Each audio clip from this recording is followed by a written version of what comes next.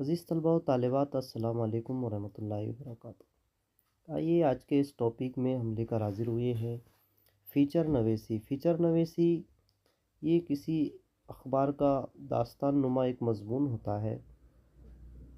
تو آئیے کس طرح سے خبروں پر فیچر لکھا جاتا ہے تو وہ سماعت فرمائیں۔ جیسے کہ آپ کو ایگزام میں سوال دیا جائے گا، ملک کے سلگتے موضوعات پر شائع ہونے والی خبروں میں سے کسی ایک پر فیچر لکھیں۔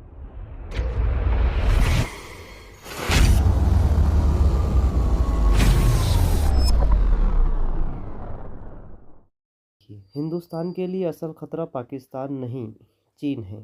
سابق وزیر دفاع شرد پوار کا انتباہ۔ عالمی دباؤ استعمال کرنے کا مشورہ۔ توجہ دلائی کہ بیجنگ کی فوجی طاقت نئی دہلی سے 10 گنا زیادہ اور پڑوسی ممالک کو بھی آرام کرنے میں کامیاب ہے۔ یہاں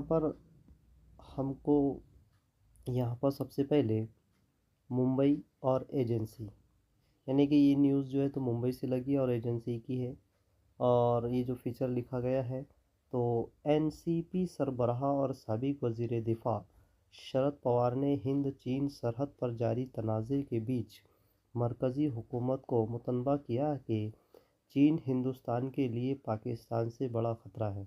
انہوں نے مودی سرکار کی توجہ اس جانب بھی دلائی ہے کہ فوجی طاقت کے لحاظ سے چین ہندوستان کے مقابلے میں 10 گنا زیادہ طاقتور ہے۔ اس کے ساتھ ہی انہوں نے مرکزی حکومت کو مشورہ دیا ہے کہ بیجنگ سے نمٹنے کے لیے وہ عالمی دباؤ کا استعمال کرے۔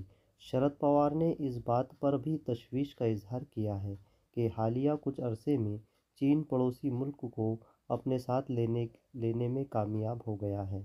شیو سینا کے ترجمان اخبار سامنا کو دیے گئے انٹرویو میں شرد پوار نے صاف گوئی کا مظاہرہ کرتے ہوئے کہا ہے کہ ہندوستان پڑوسی ملک کے ساتھ براہ راست جنگ کا متحمل نہیں ہو سکتا۔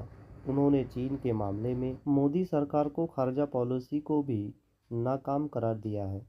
سامنا میں 3 سیریز پر مشتمل اپنے انٹرویو کی دوسری قسط میں شرد پوار نے دو ٹوک انداز میں کہا ہے کہ ہم جب بھی دشمن کے بارے میں سوچتے ہیں تو ہمارے ذہن میں پہلا نام پاکستان کا آتا ہے، حالانکہ ہمیں پاکستان کے تعلق سے فکرمند ہونے کی ضرورت ہی نہیں ہے۔ طویل مدتی نظریے کے ساتھ دیکھیں تو وہ چین ہے جس کے پاس طاقت ہے، جس کے پاس عزائم ہے اور جس کے پاس ہندوستان کے مفادات کے خلاف کام کرنے کا پروگرام ہے۔ انہوں نے کہا ہے کہ ہندوستان کے لیے چین بڑا خطرہ ہے۔ انہوں نے کہا کہ چین جواب معاشی طور پر مضبوط ہو گیا ہے، ہمارے لیے اصل خطرہ ہے۔ چین کے مسئلے سے نپٹنے کی مودی سرکار کے طریقہ کار کو تنقید کا نشانہ بناتے ہوئے شرد پوار نے کہا ہے کہ محض دوستانہ ماحول کو باور کرا کر آپ دو ممالک کے درمیان مسائل کو حل نہیں کر سکتے۔ ان کا اشارہ چینی صدر کے ساتھ وزیر اعظم مودی کے مصافحہ، معانقہ اور ساتھ جھولا جھولنے کی طرف تھا۔ گلوان میں ہند چین تصادم پر ایک سوال کے جواب میں انہوں نے کہا کہ جب میں یہ کہتا ہوں کہ اس معاملے میں سیاست نہیں ہونی چاہیے تو وہ اس لیے کہ ہم ان پر حملہ نہیں کر سکتے، کیونکہ ایسے کسی بھی حملے کی جوابی کارروائی کی قیمت پورے ملک کو چکانی پڑے گی۔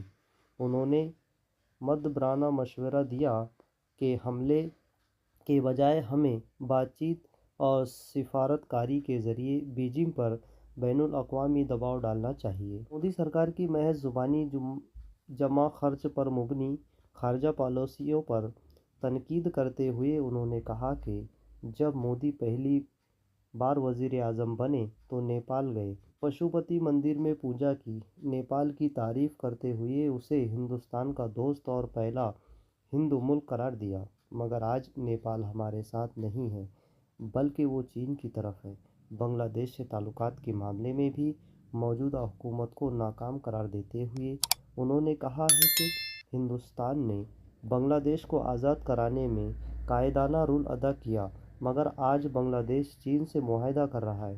مودی سرکار پر براہ راست حملہ کرتے ہوئے شرد پوار نے کہا ہے کہ چین ہمارے तमाम पड़ोसियों को अपने साथ मिलाने में कामयाब हो गया। ये सब गुज़िश्ता कुछ बरसों की ख़ारजा पॉलिसी का नतीजा है।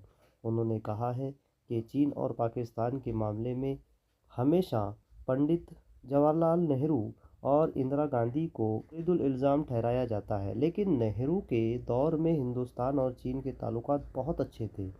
साबिक मरकज़ी वज़ीर के मुताबिक नेहरू इस नज़रिए के हामिल थे कि चीन एक दिन सुपर पावर बनेगा और हिंदुस्तान को इससे दोस्ताना ताल्लुकात रखने चाहिए, क्योंकि कशीदगी दोनों में से किसी भी मुल्क के हक़ में नहीं है।